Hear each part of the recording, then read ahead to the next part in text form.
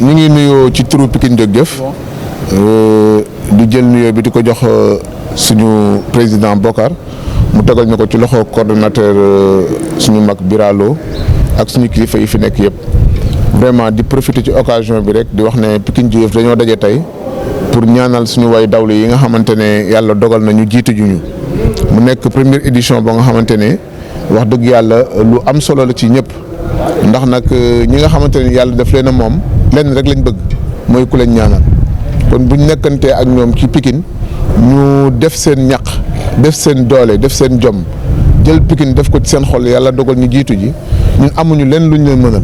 lu dul ñaanal leen yàlla yërëm leen te yeexe ñu di ñaanal yàlla nag bépp Pikinois bépp jullit boo nga xamante ne sax yàlla dëddu nga suñu borom yërëm la te yeexe ñu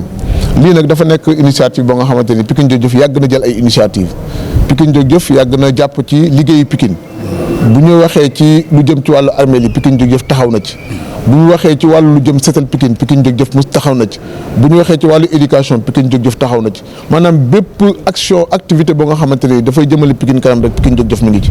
ñu ànd ci nag ak diaspora bi parce que suñu nee Pikine Jóg Jëf du ñu fi nekk rek mais diaspora bi tey ñu ngi ñuy seetaan su ma tuddee yu sekk tudd naa diaspora bi yëpp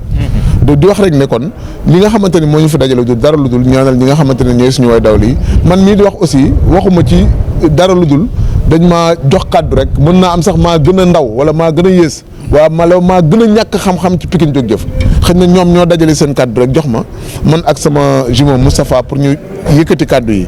kon ñuy wax rek ne Pikine Jóg Jëf c'est un ensemble Pikine Jóg Jëf c'est une famille Pikine Jóg Jëf ay doomu Pikine la ay soppe Pikine yoo nga xamante ni dara taxu leen a jóg lu dul fexe lu jëmale Pikine kanam kon bu ñu tànnee bés bu mel nii ni ñu tànnee bésu bayu armeel yi ba tey mu am dimension bu internationale bés bii tey yàlla nañu tàmbalee ñu fexe ba at mu jot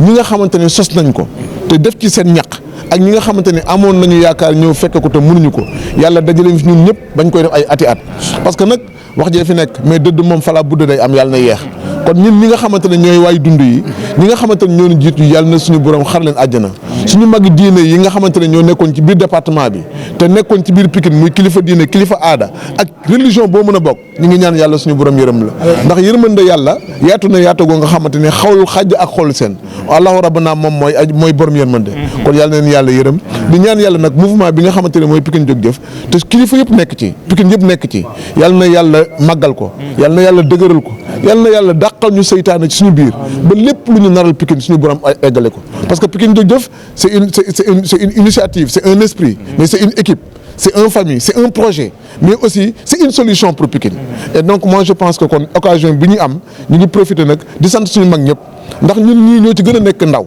ñun ñii nga gis ci kanam xëy na suñu at ñoo ci gën a tuuti mais suñu kilifa yi nekk ci biir nga xamante ni dañ ñoo jiite rek ne nañ wax xëy na dañoo jàpp ne ñun mën nañoo wax naam sax li ñuy wax matewul waaye ñi ngi jàpp ne lu ñuy wax Pikine lañ ko waxal kon nag yàlla na initiative bi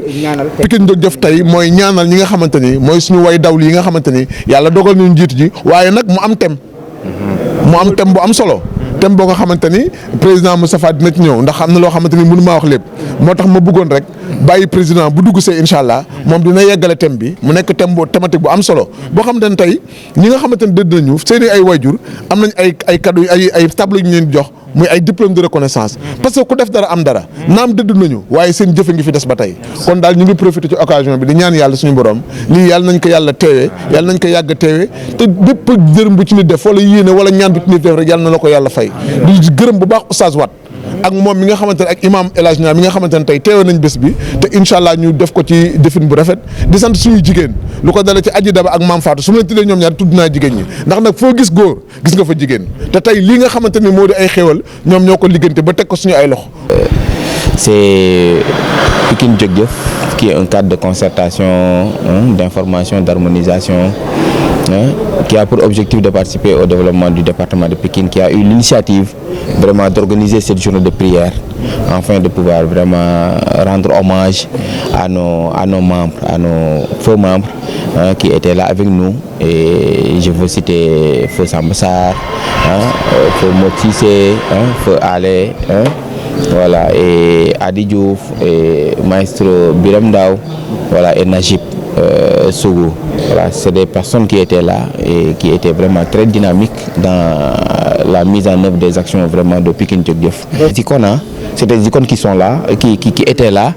et qui faisaient vraiment d'énormes activités en faveur vraiment des populations de Pikine. Et qu'en fait, c'est des acteurs de développement, c'est des acteurs de changement qui ont marqué vraiment le département de Pikine.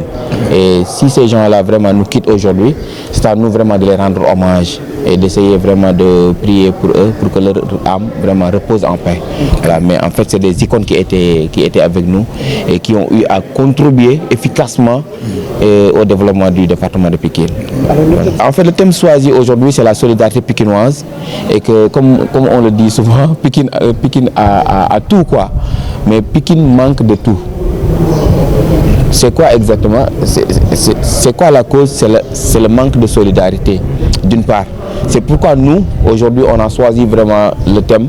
de la solidarité pikinoise. Voilà. Qu'est-ce qu'on peut faire pour renforcer la solidarité pikinoise? Quelles sont les stratégies qu'on peut développer pour pouvoir vraiment maintenir, voilà, la solidarité que nous avons? Et qu'est-ce qu'on peut faire aussi pour que cette solidarité-là puisse vraiment être un outil de développement pour le département de Pikine. Voilà, c'est le thème que nous avons choisi et que tout à l'heure nous allons en discuter là-dessus pour voir exactement quelles sont les perspectives qu'on pourra avoir pour le développement du département de Pikine. Ce qui nous a motivé, c'est qu'en fait, on voyait que Pikine manquait de beaucoup de choses et qu'en fait, il y avait dans le département beaucoup d'acteurs qui intervenaient, mais malheureusement, ces actions-là n'étaient pas harmonisées. Et c'est pourquoi on avait pensé vraiment mettre en place Pikine Jëf Jëf afin de pouvoir vraiment harmoniser nos actions et d'impacter les populations. Et que quand on a vraiment installé Pikine Jëf Jëf et qu'il y avait vraiment l'ensemble des acteurs et des autorités du département de Pikine qui sont à l'intérieur et que par la suite il y a beaucoup d'actions qui ont été menées, hein, la profanation des cimetières, hein, l'appui des élèves, hein, etc. Le Pikine en fête, etc. En tout cas, nous avons pu mener beaucoup d'actions allant dans le sens vraiment de participer au développement de Pikine. C'est ça qui nous avait vraiment motivé à mettre en place ce cadre. Voilà, déjà Bilal, mais Pikine Jëf Jëf a des icônes, hein? Mais nous avons vraiment, il y a Khadim qui est là, il y a Ali, il y a Sougou, il y a Chérif, il y a Mamfatou, il y a Bira, mais c'est des icônes du département de Pikine. Voilà, et chacun représente vraiment quelque chose à Pikine. Et que je pense que nous n'avons pas peut-être besoin d'avoir la masse, mais nous avons besoin d'avoir de la qualité. Et que nous avons la qualité des ressources humaines qu'il nous faut pour vraiment faire décoller Pikine. Et qu'à travers ce cadre-là, on a fait beaucoup de plaidoyer, hein? Il y a beaucoup de problèmes qui ont été réglés. C'est vrai que ça reste et que nous allons continuer le combat. Mais je pense que nous avons vraiment des ressources humaines de qualité qui sont capables vraiment, je ne dirais pas développer Pikine, mais développer le Sénégal. Voilà, on ne va pas oublier aussi la diaspora. Voilà, Youssou Seck, hein? Ici on cite Youssou Seck pratiquement, voilà, il y a Ibrahima Sall, grand Ibrahima qui est là, etc. La diaspora aussi contribue efficacement aussi au développement du département de Pikine.